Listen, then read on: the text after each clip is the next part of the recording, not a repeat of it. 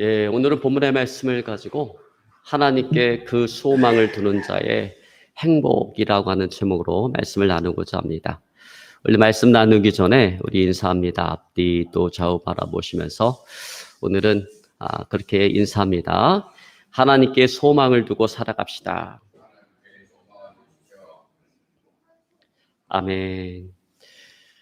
여러분, 평생에 하나님께 소망을 두고 그 하나님을 의지하며 살아가시기를 주님으로 축원합니다. 성경은 그런 사람을 복된 사람이다라고 이야기하고 있습니다. 여러분, 미국의 세계적인 목사님이신 D.L. 무디 목사님은 이런 말을 했습니다. 내 자신을 믿어보라. 언젠가 후회할 때가 있을 것이다. 친구를 믿어보라. 어느 날 그들은 죽거나 그대 곁을 떠나게 될 것이다. 그대의 명예를 믿어보라.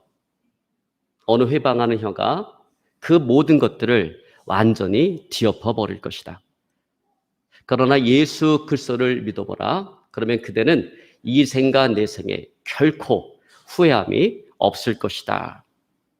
여러분, 그렇습니다. 이 세상에 오직 하나님 한 분 외에는 그 어떤 것도 우리가 소망을 두고 믿고 의지하며 살아갈 대상이 없습니다. 여러분, 심지어는 내 자신의 의지, 계획마저도 신기루에 불과할 뿐인 것입니다. 곧 허무하게 사라지고 없어질 것들입니다. 여러분, 누가복음 12장에 보면 예수님께서 한 부자에 대한 비유를 말씀하십니다. 한 부자가 있었습니다. 이 부자가 농사를 했는데 그의 소출이 풍성해졌어요. 근데 걱정이 생겼습니다. 소출은 풍성한데 상대적으로 곡간이 너무 적은 거예요. 그 소출을 쌓아두기에는 너무 자리가 없는 것입니다. 참 행복한 고민이죠. 그래서 부자가 생각하기를 내가 이전에 있는 곡간을 허물고 이제 새롭게 큰 곡간을 짓고 그곳에 이 모든 소출과 나의 물건을 쌓아놓고 평생을 내가 평안히 먹고 마시고 즐기리라 라고 생각을 했습니다. 자, 여러분, 이와 같은 부자의 생각들은 오늘 많은 사람들이 꿈꾸고 있는 로망이기도 합니다. 여러분, 사람들은 어떤 꿈을 꾸고 살아요? 평생을 쓰고도 다 못 쓸 돈을 벌어놓고 드넓은 정원에 있는 큰 대저택을 가지고 일하는 사람을 두고 개를 키우면서 사냥을 하고 골프 여행을 하고 날마다 지인들을 불러 모아서 파티를 여는 그런 꿈을 살아가고 있습니다. 그런 로망이 있어요. 모든 사람들은 그런 로망이 있어요. 자, 그런데 그 부자에게 오늘 주님께서 이렇게 말씀하십니다. 어리석은 자여, 오늘 밤 내 영혼을 거둬가리니 그러면 내 준비한 것이 누구의 것이 되겠느냐. 자, 여러분, 물론 주님의 이 비유는 인간의 의지, 인간의 계획이라는 것 그 자체가 의미가 없다, 쓸데가 없다라고 이야기하는 것은 아니에요. 여러분, 우리는 우리에게 맡겨준 인생을 잘 경영해 나가야 되는 것입니다. 여러분, 경영해 나가기 위해서는 당연히 의지를 갖고 계획을 세우면서 살아가는 게 필요합니다. 다만 주님께서 이 비유를 통해서 말씀하시고자 하는 것은 뭐냐면 하나님께 소망을 두지 않냐고, 그저 땅에만 소망을 두고 자기 자신을 믿고 의지하며 세운 인생의 모든 계획들이 얼마나 무의미한가, 얼마나 허무한가 하는 것을 이야기하는 것입니다. 여러분, 이처럼 누구든지 잘못된 대상의 소망을 두고 믿고 의지하고 살아가면 망하게 되어지는 거예요. 실패하게 되어지는 거예요. 그것이 물질이든 사람이든 세상의 어떤 권력, 어떤 명예이든 그런 것에 소망을 두고 그것을 믿고 의지하며 살아가게 되면 실패하게 되는 것입니다. 망하게 되는 것입니다. 여러분, 그런 의미에서 오직 하나님께 소망을 두고 그 하나님만을 의지하며 살아가야 되는 것입니다. 여러분, 그렇게 살아가시기를 주님으로 축원합니다. 자, 오늘 본문이 이야기하고자 하는 것은 바로 그것을 오늘 우리에게 이야기하고자 하는 것입니다. 여러분, 오늘 우리가 살펴본 시편 146편은 포로기 이후에 쓰여진 시편이에요. 이스라엘 백성들이 바벨론의 포로로 끌려가서 70년간 엄청난 고난과 고통의 세월을 보내야 했습니다. 근데 그 바벨론을 멸망시킨 페르시아의 초대왕 고레스의 칙령에 의해서 이스라엘 백성들이 그 바벨론으로부터, 그들이 끌려왔던 그 바벨론으로부터 그들의 고토인 팔레스틴으로 다시금 돌아가게 되어졌습니다. 그래서 이 시편은 그때 그들이 바벨론의 포로에서 자신의 그 땅 팔레스틴으로 돌아간 이후에 쓰여진 시편이에요. 자, 그러므로 이 시편에는 그들이 바벨론의 포로로 끌려올 수밖에 없었던 과거사에 대한 반성과 그럼에도 불구하고 그들을 구원하신 그 하나님은 어떤 분이신가 하는 것들을 오늘 이야기해주고 있다라고 하는 것입니다. 여러분, 오늘 시편 기자는 이스라엘 백성들이 바벨론에게 포로가 되어진 것은 그들의 구원자 되시는 하나님보다 애굽을 다른 나라인 그 애굽을 더 신뢰하고 의지한 데 그 근본적인 원인이 있다라고 이야기를 하고 있습니다. 그러므로 그와 같은 행동들을 반성하고 회개하는 의미에서 오늘 3절에 이렇게 고백을 하고 있습니다. 여러분, 우리 3절 한번 같이 봅니다. 방백들을 의지하지 말며 도울 힘이 없는 인생도 의지하지 말지니. 여러분, 이것이 바로 고난 중에 하나님의 은혜를 체험한 자만이 들을 수 있는 고백인 것입니다. 여러분, 당시에 바벨론이라고 하는 나라는 점점 강성해져 가고 있는 새로운 제국이었습니다. 반면에 애굽은 비록 기울어져 가고는 있었지만, 저물어 가고는 있었지만, 그래도 그 당시에 세계 패권 1위를 차지하고 있는 대제국이었어요. 근데 바벨론이 점점 강성해지면서 점차적으로 유대 나라를 위협해 오기 시작했습니다.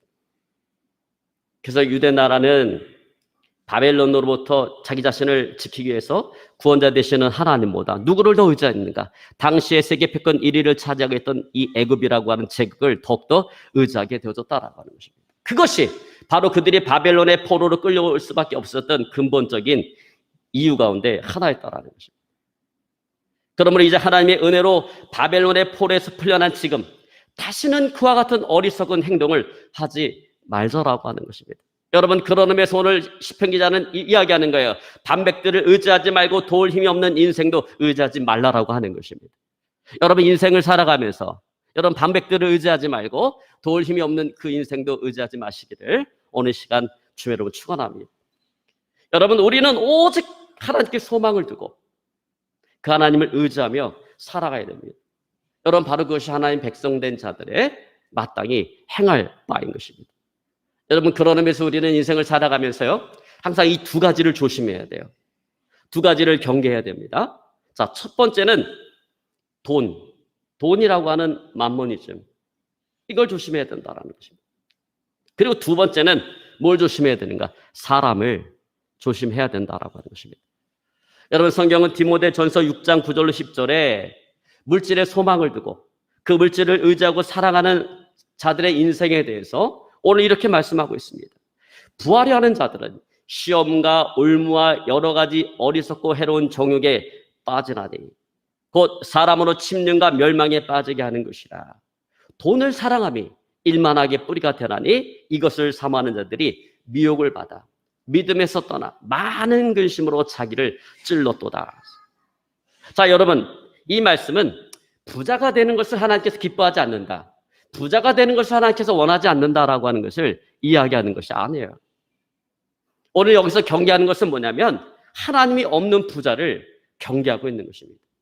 하나님께 소망을 두지 않고 그저 부자가 되는 것을 인생의 목표로 삼아서 물불을 가리지 않고 수단과 방법을 가리지 않고 살아가려고 하는 사람들, 그런 사람들 성경 뭐라고 얘기한다고요? 부하려고 하는 자들이다라고 이야기하는 것입니다. 여러분, 왜 하나님은 그들을 싫어할까요? 왜냐하면 그것이 바알 숭배와 다르지 않기 때문에 그렇습니다.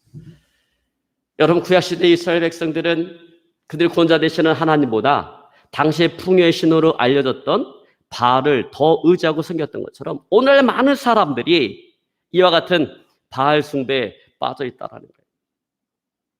그래서 그들은 돈을 위해서는 물불을 가리지 않아요. 돈을 위해서는 수단과 방법을 가리지 않아요. 그래서 여러분, 옛날에 신문이나 방송 같은 데 자주 등장했던 그 사건들이 뭐예요? 몰래 아내나 남편 이름으로 거액의 보험을 들어놓고 청부살인업자를 통해서 살인을 저지르게 하고 그래서 엄청난 보험금을 타내는 그런 사건들이 벌어집니다. 또 자기 이름으로 거액의 보험을 들어놓고 자기 발목을 절단해서 보험금을 타낸 사건도 있었어요. 자기가 납치되어서 이렇게 되었다라고 이야기했지만 결국은 모든 것들이 자작극이라고 하는 것이 밝혀져서 결국 어떻게 되었습니까? 몸은 몸대로 망가지고 벌은 벌대로 받고 돈은 돈대로 받지 못하는 그런 일들이 벌어졌어요. 자, 여러분, 이처럼 돈을 위해서 무엇이든지 다 한다라는 거예요. 여러분, 현대인들은 돈을 위해서 물불을 가리지 않는다라는 것입니다. 여러분, 이것이 뭡니까? 이것이 바로 현대판 바알 숭배인 것입니다. 여러분, 물론 우리가 살아가면서 돈이 필요하죠. 돈이 있어야 돼요. 그러나 그 돈을 하나님보다 더 사랑하고 더 의지하고 살아가는 이것은 불신앙이다라는 거예요. 여러분, 하나님은 절대로 그런 사람에게 물질적인 축복을 주시지 않습니다. 그러므로 오직 하나님께 소망을 두고 그 하나님을 의지하고 그 하나님을 신뢰하며 살아갈 수 있기를 어느 시간 주변으로 축원합니다. 자, 두 번째로 우리가 뭘 조심해야 되는가? 사람을 조심해야 된다는 것. 사람을 의지하는 것. 사람을 조심한다기보단 사람 의지하는 것. 이 사람 의지하는 것을 조심해야 된다는 것입니다. 하나님은요, 사람 의지하는 것을 기뻐하지 않았어요. 근데 사람들 습관적으로 권력 있는 사람, 힘 있는 사람, 능력 있는 사람을 의지하려고 해요. 그래서 이스라엘 백성도 권력 있고 힘 있고 능력이 있는 애굽의 그 바로를 의지하려고 했다가 결국 멸망을 당하게 되어진 것입니다. 여러분, 이처럼 모든 권세와 힘과 능력의 원천 되시는 그 하나님보다도 우리 눈앞에 보이는 그 인생을 의지하려고 할 때 하나님의 도움을 받을 수가 없다라는 것입니다. 하나님께서는 그런 사람을 돕지 않으신다라고 하는 거예요. 여러분, 그러므로 사람 의지하지 말고 오직 하나님께 소망을 두고 그 하나님만을 의지하시기를 어느 시간 주여를 축원합니다. 여러분, 한 신시한 그리스도인이 등산을 하다가 그만 미끄러져서 벼랑 절벽 아래로 떨어지게 되었습니다. 절벽 아래로 떨어지면서 본능적으로 손을 허우적거리다가 그 벼랑 바위 틈에서 자라난 나뭇가지를 붙잡게 되었어요. 근데 그때는 캄캄한 밤이라 아무것도 보이지 않았습니다. 그래서 그 나뭇가지를 붙잡고 위를 쳐다보면서 소리치기 시작했습니다. 그 위에 아무도 없습니까? 살려주세요. 그 위에 아무도 없습니까? 살려주세요. 아무리 소리를 질러도 아무런 응답이 없습니다. 침묵이 흘러갔습니다. 근데 세미한 음성이 들려오기 시작했습니다. 두려워하지 말라. 누구십니까? 나는 내가 믿는 하나님이다. 오, 하나님, 여기 계셨군요. 나와 함께 하셨군요. 하나님, 나를 좀 살려주십시오. 그래, 내가 너를 살려주마. 근데 너는 나를 믿느냐? 예, 믿습니다. 내가 얼마나 주님을 믿고 의지하는지 주님께서 아실 것입니다. 그래? 그러면 내가 너를 살려줄 테니 그러면 내가 지금 붙잡고 있는 그 나뭇가지를 놓거라. 그러니까 이 사람이 한참 동안을 고민하고 망설이더니 이렇게 소리치기 시작했습니다. 그 위에 하나님 말고 누구 다른 사람 없습니까? 이렇게 소리치기 시작했습니다. 여러분, 저는 오늘 이 모습이 오늘의 우리의 모습이 아닌가 생각합니다. 여러분, 우리는 하나님을 믿는다라고 이야기하고 하나님을 의지한다라고 이야기하는데 결정적인 순간에 가서는 하나님을 믿지를 못한다라는 거예요. 의지하지를 못한다라는 것입니다. 나뭇가지에 매달린 그 사람은 새벽에 동토올 때까지 땀을 삐질삐질 흘리면서 있는 힘을 다해서 매달렸어요. 더 이상 매달릴 힘이 없어 이제 아래로 툭 떨어졌는데 떨어지고 보니까 벼랑이 아니라 1m밖에 되지 않은 바닥이었어요. 세상에 진작 알았으면 얼마나 좋았을까요?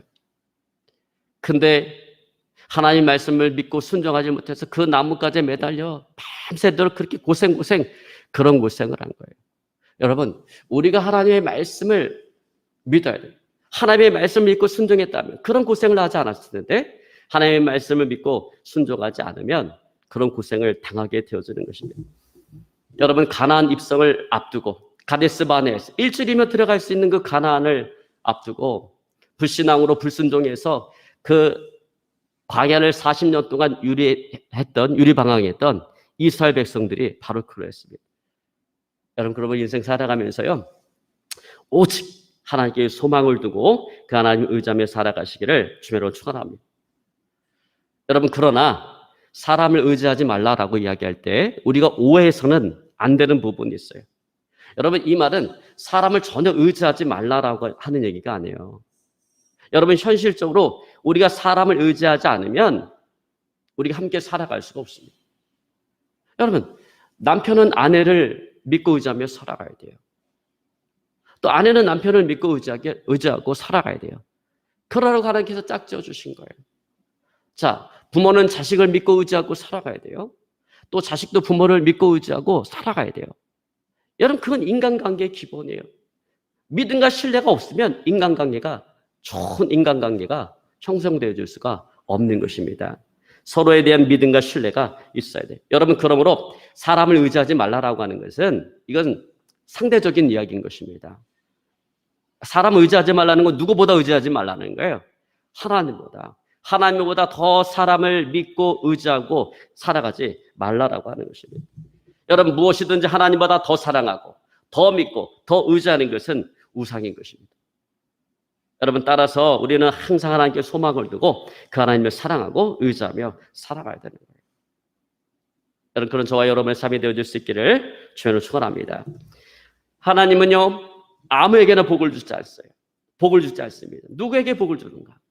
하나님께 소망을 두고 그 하나님을 의지하며 살아가는 자에게 하나님은 복을 주시는 것입니다. 여러분께서 오늘 본문의 말씀 핵심 구절 5절 말씀인데, 여러분 우리 5절 한번 같이 봅니다. 야곱의 하나님으로 자기 도움을 삼으며 여호와 자기 하나님께 그 소망을 두는 자는 복이 있도다. 자, 특별히 여기서 하나님을 야곱의 하나님이다라고 이야기합니다. 여러분, 성경에는 하나님에 대한 다양한 이름들이 있어요. 어떤 이름도 있습니다. 전능하신 하나님, 거룩하신 하나님, 사랑의 하나님. 근데 오늘 본문 말씀 가운데는 그 하나님을 어떻게 표현하고 있냐면 야곱의 하나님이라고. 여러분, 왜 야곱의 하나님이라고 이야기했을까요? 그것은 이 야곱의 하나님이라고 하는 이 명칭이 가지고 있는 독특한 의미가 있기 때문에 그렇습니다. 야곱의 하나님이라는 말은요, 지키시고 보호하시고 인도하시는 하나님을 이야기할 때 쓰는 표현이에요. 그때 야곱의 하나님이라는 표현을 씁니다. 여러분, 창세기 28장에 보면 야곱이 눈이 어두운 아버지 이삭을 속이고 형 에색에 돌아갈 모든 축복을 가로채버렸어요. 뒤늦게 이 사실을 알게 된 에서가 야곱을 내가 죽이리라 라고 마음에 결심을 했습니다. 그런데 차마 아버지 이삭이 살아있는데, 아버지 이삭이 살아있을 때 형제간에 피를 흘려서 그 아버지의 마음을 아프게 할 수가 없어서 아버지 이삭이 돌아가시면 아버지 이삭의 장례를 치른 후 내가 반드시 내 동생 야곱을 죽이리라, 그렇게 마음에 결심을 했어요. 근데 이 결심을 알아챈 어머니 리브가가 차마 그 자녀들 간에 그런 피를 흘리는 일을 볼 수가 없어서 리브가의 오라버니인 나반이 있는 그 하란으로 야곱을 몰래 야밤도주를 시켰어요. 그래서 형 에서를 피해서 가면서 두려움과 걱정, 근심을 안고 가면서 길을 가다가 하란을 향해 가다가 길에서 노수를 하게 되었습니다. 돌베개를 하고 잠이 들었는데 꿈에 보니까 땅에 사다리가 하나 섰는데 그 꼭대기가 하늘에 닿았고 그 사다리 위로 천사들이 오르락내리락 하는 것이 보였어요. 근데 그것을 보고 있는데 하늘로부터 하나님의 음성이 야곱에게 들려옵니다. 여러분, 그것이 창세기 28장 15절이에요. 창세기 28장 15절에 보면 내가 너와 함께 있어. 내가 어디로 가든지 너를 지키고 너를 이끌어 이 땅으로 다시 돌아오게 하리라. 내게 허락한 것을 다 이루기까지 너를 떠나지 아니하리라 라고 하는 말씀이었어요. 깜짝 놀란 야곱이 잠에서 깨어났습니다. 아, 하나님이 여기도 계시는구나. 나와 함께 하시는구나. 그리고 자기가 베개했던 그 돌을 기둥으로 세우고 기름을 붓고 그곳에서 하나님을 예배합니다. 그리고 자신의 꿈속에 나타나 이와 같은 약속을 주신 그 하나님께 소망을 두고 그 하나님을 의지하며 살아갔습니다. 마침내 어떻게 되었어요? 거부가 되었어요. 야곱은 하나님이 약속하신 대로 거부가 되어서 다시금 고향 땅으로 돌아오게 되었던 것입니다. 여러분, 그러므로 시편 기자는 이런 야곱의 하나님으로 자기의 도움을 삼으라는 거예요. 오늘 야곱에게 나타나서 인도와 보호와 축복을 약속해 주신 그 하나님으로 나의 도움을 삼으라는 것입니다. 여러분, 그렇게 할 때 하나님은 내가 어디로 가든지 나와 함께 하실 것입니다. 내가 무엇을 하든지 나를 지켜주실 것입니다. 나를 안전하게 인도해 주실 것입니다. 또 나를 향한 하나님의 뜻을 온전히 이루실 것입니다. 여러분, 믿으시기를 주님으로 축원합니다. 어떤 분이요, 이런 글을 썼어요. 인생을 살면서 어떠한 위험도 당하고 싶지 않다면 다음의 것들을 꼭 지켜야 합니다. 첫째, 자동차를 타지 말아야 됩니다. 이유는 사망 사고 원인의 20%를 차지하기 때문입니다. 두 번째, 집에 있지 말아야 합니다. 모든 사고의 17%가 집에 있는 중에 발생하기 때문입니다. 셋째, 비행기나 기차 또는 배로 여행을 하지 말아야 합니다. 왜냐하면 이것이 사고의 16%를 차지하기 때문입니다. 넷째, 거리를 활보하지 말아야 합니다. 왜냐하면 모든 사고의 15%가 거리에서 일어나기 때문입니다. 여러분, 이것을 보면 인생의 안전한 장소는 그 어디에도 없어요. 위험 부담이 없는 일은 이 세상에 아무것도 없어요. 언제든 어느 세대든 위험한 일은 일어날 수밖에 없다라는 거예요. 사람의 노력은 그것들을 막을 길이 없어요. 여러분, 그러므로 이와 같은 불안한 내일을 살아가는 우리에게서 최선의 길은 무엇입니까? 그래서 오늘 시편 기자가 고백하는 것처럼 야곱의 하나님으로 나의 도움을 삼고 여호와 나의 하나님께 소망을 두고 살아가는 것입니다.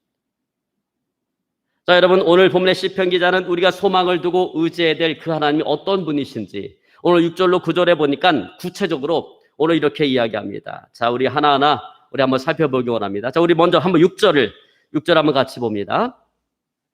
자, 6절에 나타난 하나님은 어떤 하나님이에요? 천지와 바다와 그 중에 만물을 지으신 분이에요. 또 영원히 진실함을 지키시는 분이에요. 자, 7절을 봅니다. 7절에 나타난 하나님은 어떤 하나님입니까? 압박당하는 자를 위하여 공의로 판단하시는 분이에요. 또 줄인 자에게 식물을 주시는 분이에요. 또 갇힌 자를 해방하시는 분이에요. 자, 여러분, 우리 한번 8절을 봅니다. 자, 8절에 나타난 하나님은 어떤 하나님이에요? 소경의 눈을 여시는 분이세요. 그리고 비굴한 자를 일으키시는 분이에요. 여러분, 여기 비굴한 자라고 하는 것은 세상의 걱정과 염려, 그리고 재난과 환난으로 인해서 이 마음이 눌리고 구부러진 자를 이야기하는 거예요. 한마디로 말해서 그냥 모든 자신감이며 의욕이 모든 것들이 다 이렇게 그냥 아주 그냥 쪼그라든 그런 사람을 이야기하는 거예요. 근데 그런 사람을 하나님께서 어떻게 하신다고요? 다시 일으키신다라고 하는 거예요. 또 하나님은 의인을 사랑하시는 분이에요. 자, 여러분, 의인이라고 하는 것은 도덕적으로 완벽한 사람을 이야기하는 것이 아니라 하나님의 말씀대로 살아가려고 애쓰는 사람이에요. 근데 하나님은 그런 의인을 사랑하시는 분이시다라는 것입니다. 자, 여러분, 마지막으로 우리 한번 9절을 봅니다. 자, 9절에 나타난 하나님은 어떤 하나님이에요? 객과 고아와 가부를 붙드시는 하나님이에요. 사회적으로 아무도 관심을 기울이지 않는 사회적인 약자를 돌보시고 지키시고 붙드시는 하나님. 자, 마지막으로 그 하나님 또 어떤 하나님이에요? 악인의 길을 굽게 하시는 하나님이신 것입니다.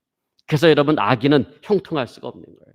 악인은 반드시 망할 수밖에 없는 거예요. 왜? 하나님은 악인의 길을 굽게 하시는 하나님이시기 때문에.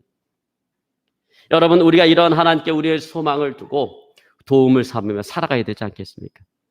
여러분, 환난 날에 나를 도우시는 그 하나님께 소망을 두고 여러분 의지하며 살아가시기를 오늘 시간 주연을 축원합니다. 여러분, 권길중 박사님이 계세요. 이분은 세계 100대 조형 건축가로 인정을 받은 선정된 인물입니다. 젊었을 때 출세를 한 사람이에요. 근데 그럼에도 불구하고 식도암이 걸려서 음식을 제대로 섭취하지 못해서 자리에서 제대로 일어나지 못할 정도로 온몸이 너무나도 야하게 들렸습니다. 그래서 어쩔 수 없이 코로 호수를 끼우고 코를 통해서 음식물을 먹으며 간간히 그 목숨을 유지하며 살아갔습니다. 어느 날 의사가 이제 더 이상 소망이 없으니 이제 장례를 준비해야 될 것 같습니다라고 이야기했습니다. 그 말을 들으면서 내가 젊은 나이에 이렇게 암에 걸려서 비참하게 인생을 끝내야 된다고 생각하니까 그 인생이 너무나 비참했어요. 비참한 심정으로 병상에 누워서 그런 생각이 들었습니다. 내가 지금까지 살아오면서 내가 하나님을 위해서 한 일이 무엇인가? 내가 하나님의 영광을 위해서 무엇을 하며 살아왔는가? 하나님 나에게 박사학위도 주었고 세계 100대 조형 건축가가 되는 그런 명성도 나에게 주었는데 나는 과연 그런 하나님께 무엇을 하며 살아왔는가? 돌이켜보니까 자신의 예술과 영광만을 위해서 살아왔습니다. 하나님 앞에 제된 삶만을 살아왔습니다. 그러던 어느 날 연변과학기술대학 학장인 김능영 박사님의 간증을 듣게 되었어요.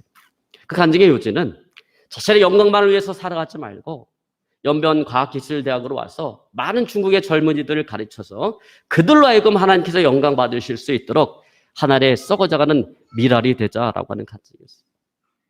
그런 간증을 들으면서 정말 가슴을 후벼파는 듯한 고통이 밀려오기 시작했습니다. 하나님, 내가 진작 이런 사실을 알았다면 얼마나 좋았을까요? 내가 진작 이것을 깨달았다라고 한다면 얼마나 좋았을까요? 그러나 나는 이제 하나님의 영광을 위해서 살아가고 싶어도 아무것도 할 수 없는 이런 비참한 인생이 되었습니다. 하나님, 나를 불쌍히 여겨주시고 나를 긍휼히 여겨주시옵소서. 그렇게 마음으로 간절히 기도를 하는데 갑자기 차갑고 메말랐던 그의 손이 따뜻해져 오기 시작했습니다. 온몸에 온기가 돌기 시작을 하고 무엇인가 따뜻한 것이 자기 자신을 이렇게 감싸 안는 듯한 그런 느낌이 오기 시작했어요. 그러면서 그 마음속에 음식을 먹고 싶은 생각이 들었습니다. 그래서 호수에 있는 그 코에 끼어는 그 호수를 빼고 죽을 조금씩 입으로 삼키기 시작했어요. 그리고 며칠이라는 시간이 흘러간 뒤에 병원에 가서 진찰을 받았는데 놀라운 일이 벌어졌어요. 식도암이 온데에 간데 없이 사라져버리고 온몸이 건강하게 되어진 것입니다. 그 이후로 권길증 박사님은 아내와 더불어서 중국의 연변과학기술대학으로 가서 교수직을 맡아서 학생을 가르치게 되었습니다. 자신과 자신의 영광만을 위해서 살아오던 그가 죽음의 기로에서 자신의 영광만을 위해서 살아왔던 삶을 회개하고 오직 하나님께 소망을 두고 그 하나님의 영광을 위해서 살아가고자 결심했을 때 하나님께서는 기적을 베풀어서 그의 식도암을 고쳐주심으로 그의 인생에 도움이 되셨던 것입니다. 여러분, 저는 이 권길증 박사님의 삶이야말로 야곱의 하나님은 나의 도움을 삼으며 여호와 자기 하나님께 소망을 두는 자의 복이 어떤 것인가를 보여주는 삶이라고 생각합니다. 이제 말씀을 정리하기 원합니다.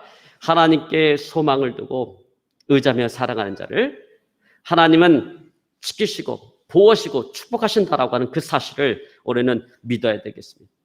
여러분, 세상이나 사람보다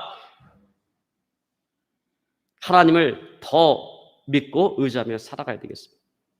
여러분, 하나님께 소망을 두고 그 하나님을 의지하며 살아가시기를 오늘 시간 주님의 이름으로 축원합니다. 야곱의 하나님으로 내 인생의 도움을 삼고 여호와 나의 하나님께 소망을 두고 살아가시는 저 여러분의 삶이 되어질 수 있기를 오늘 시간 주님을 축원합니다. 저희 말씀 붙잡고요, 간절히 하나님 앞에 기도하겠습니다. 하나님,